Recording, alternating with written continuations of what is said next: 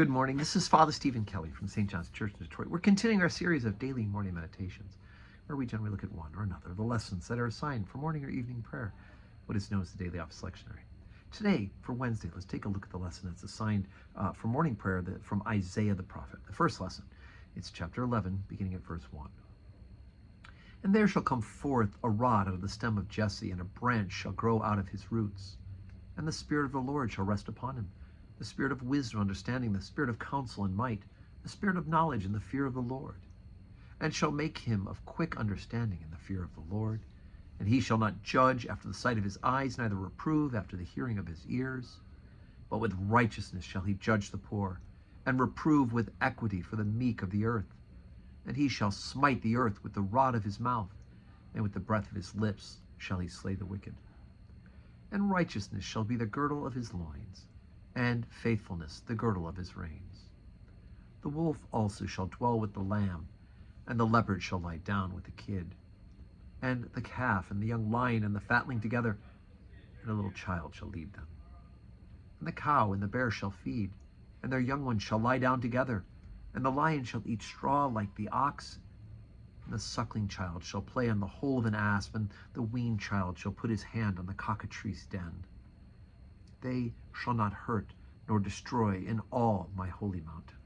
For the earth shall be full of the knowledge of the Lord, as the waters cover the sea. And in that day there shall be a root of Jesse, which shall stand for an ensign of the people. To it shall the Gentiles seek, and his rest shall be glorious. Now, I hope that you realize that the reason why this is appointed for Advent is because this is prophetic, the prophetic utterings of Isaiah the prophet, because he's dealing not only with the issue of what's happening with the people of Israel at that very time, right? They've been unfaithful, and so they are being sent into the Babylonian exile, but also we have coming the future prophecies, not only of their return, but in the bigger picture of God's sending of a Messiah. And in this case, we hear about the one who is going to be, shall be the root of Jesse, right? Jesse's son David. David was the one who was the great king, and to him he was promised that he would forever have a throne, an heir sitting on his throne.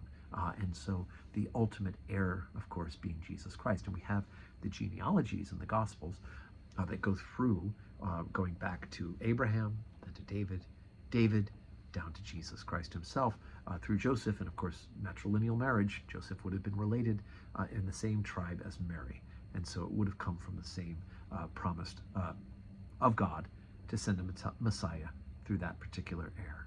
And so we hear that this Messiah will be the root of Jesse, right?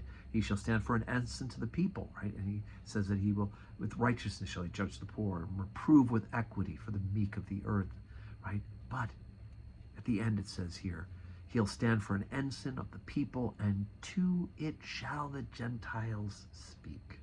So not only is he going to end up being the Savior for those of the original covenant, because he is the fulfillment of the original covenant, Jesus Christ, but he also will be the one in this new covenant, in his own blood.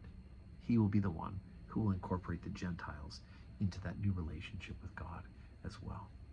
So there we go. Those wonderful prophecies. And of course, Advent, we're looking forward to the fulfillment of the prophecy that we celebrate with the birth of Jesus in Bethlehem, Jesus of Nazareth being born in Bethlehem. And of course, we're looking forward to his return in glorious majesty to judge the quick and the dead. So today's Wednesday, 12:15 Holy Communion, 4 o'clock evening prayer. I hope you can join us in person. If not, join us online, pray with us, and may you have a Wednesday that's full of blessings.